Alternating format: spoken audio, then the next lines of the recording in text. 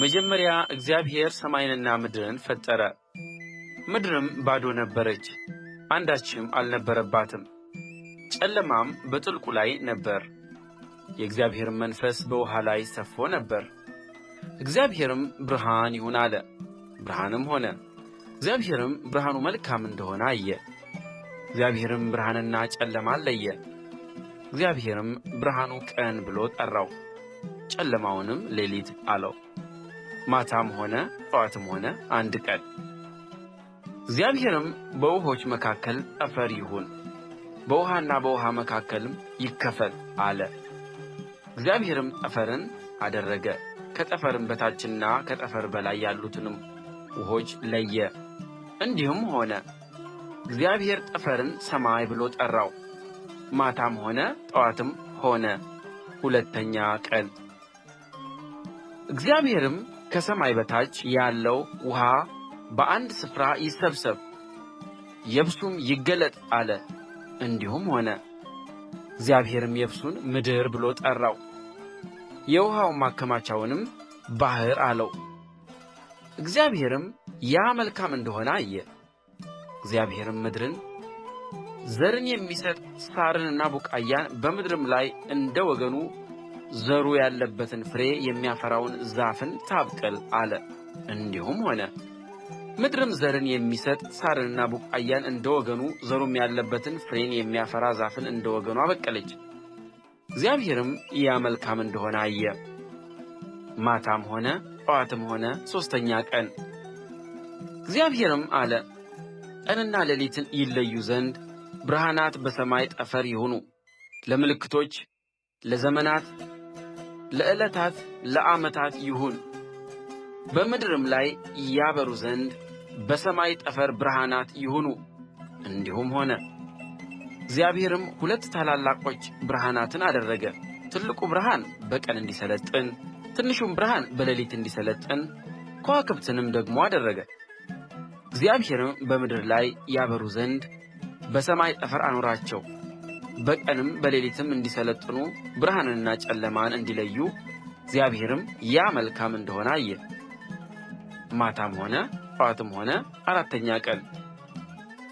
እግዚአብሔርም አለ፣ ውኃ ሕያው ነፍስ ያላቸውን ተንቀሳቃሾች ታስገኝ፣ ወፎችም ከምድር በላይ ከሰማይ ጠፈር በታች ይብረሩ።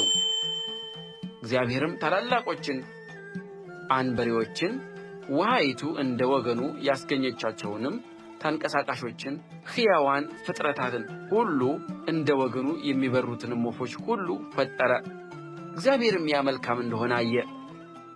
እግዚአብሔርም እንዲህ ብሎ ባረካቸው፣ ብዙ ተባዙ፣ የባሕርንም ውኃ ሙሉአት፣ ወፎችም በምድር ላይ ይብዙ። ማታም ሆነ ጠዋትም ሆነ አምስተኛ ቀን። እግዚአብሔርም አለ፣ ምድር ሕያዋን ፍጥረታትን እንደ ወገኑ እንስሳትንና ተንቀሳቃሾችን የምድር አራዊትንም እንደ ወገኑ ታውጣ። እንዲሁም ሆነ። እግዚአብሔር የምድር አራዊትን እንደ ወገኑ አደረገ፣ እንስሳውንም እንደ ወገኑ፣ የመሬት ተንቀሳቃሾችንም እንደ ወገኑ አደረገ። እግዚአብሔርም ያ መልካም እንደሆነ አየ። እግዚአብሔርም አለ፣ ሰውን በመልካችን እንደ ምሳሌያችን እንፍጠር፣ የባሕር ዓሦችንና የሰማይ ወፎችን እንስሳትንና ምድርን ሁሉ በምድር ያሉ የሚንቀሳቀሱትንም ሁሉ ይግዙ። እግዚአብሔርም ሰውን በመልኩ ፈጠረ፣ በእግዚአብሔር መልክ ፈጠረው፣ ወንድና ሴት አድርጎ ፈጠራቸው። እግዚአብሔርም ባረካቸው፣ እንዲህም አላቸው፣ ብዙ ተባዙ፣ ምድርንም ሙሉአት፣ ግዙአትም፣ የባሕርንም ዓሦች እና የሰማይን ወፎች በምድር ላይ የሚንቀሳቀሱትንም ሁሉ ግዙአቸው። እግዚአብሔርም አለ፣ እነሆ መብል ይሆናችሁ ዘንድ በምድር ፊት ሁሉ ላይ ዘሩ በእርሱ ያለውን ሐመልማል ሁሉ፣ የዛፉንም ፍሬ የሚያፈራውንና ዘር ያለውን ዛፍ ሁሉ ሰጠኋችሁ። ለምድርም አራዊት ሁሉ፣ ለሰማይም ወፎች ሁሉ፣ ሕያው ነፍስ ላላቸው ለምድር ተንቀሳቃሾችም ሁሉ የሚበቅለው ሐመልማል ሁሉ መብል ይሁናችሁ። እንዲሁም ሆነ። እግዚአብሔርም ያደረገውን ሁሉ አየ፣ እነሆም እጅግ መልካም ነበር። ማታም ሆነ ጠዋትም ሆነ ስድስተኛ ቀን። ሰማይና ምድር ሠራዊታቸውም ሁሉ ተፈጸሙ። እግዚአብሔርም የሠራውን ሥራ በሰባተኛው ቀን ፈጸመ። በሰባተኛውም ቀን ከሠራው ሥራ ሁሉ ዐረፈ። እግዚአብሔርም ሰባተኛውን ቀን ባረከው ቀደሰውም፣ እግዚአብሔር ሊያደርገው ከፈጠረው ሥራ ሁሉ በእርሱ ዐርፎአልና። እግዚአብሔር አምላክ ሰማይና ምድርን ባደረገ ቀን በተፈጠሩ ጊዜ የሰማይና የምድር ልደት ይህ ነው። የሜዳ ቁጥቋጦ ሁሉ በምድር ላይ ገና አልነበረም፣ የሜዳውም ቡቃያ ሁሉ ገና አልበቀለም ነበር። እግዚአብሔር አምላክ በምድር ላይ አላዘነበም ነበርና ምድርንም የሚሠራባት ሰው አልነበረም። ነገር ግን ጉም ከምድር ትወጣ ነበር፣ የምድርንም ፊት ሁሉ ታጠጣ ነበር። እግዚአብሔር አምላክም ሰውን ከምድር አፈር አበጀው፣ በአፍንጫውም የሕይወትን እስትንፋስን እፍ አለበት፣ ሰውም ሕያው ነፍስ ያለው ሆነ። እግዚአብሔር አምላክም በምሥራቅ በዔድን ገነት ተከለ፣ የፈጠረውንም ሰው ከዚያ አኖረው። እግዚአብሔር አምላክም ለማየት ደስ የሚያሰኘውን ለመብላትም መልካም የሆነውን ዛፍ ሁሉ ከምድር አበቀለ። በገነትም መካከል የሕይወትን ዛፍ መልካምንና ክፉን የሚያስታውቀውንም ዛፍ አበቀለ። ወንዝም ገነትን ያጠጣ ዘንድ ከዔድን ይወጣ ነበር፣ ከዚያም ለአራት ክፍል ይከፈል ነበር። የአንደኛውም ወንዝ ስም ፊሶን ነው፣ እርሱም ወርቅ የሚገኝበትን የኤውላጥስ ምድርን ይከብባል። የዚያም ምድር ወርቅ ጥሩ ነው፣ ከዚያም ሉልና የከበረ ድንጋይ ይገኛል። የሁለተኛውም ወንዝ ስም ግዮን ነው፣ እርሱም የኢትዮጵያን ምድር ሁሉ ይከብባል። የሦስተኛውም ወንዝ ስም ጤግሮስ ነው፣ እርሱም በአሦር ምሥራቅ የሚሄድ ነው። አራተኛውም ወንዝ ኤፍራጥስ ነው።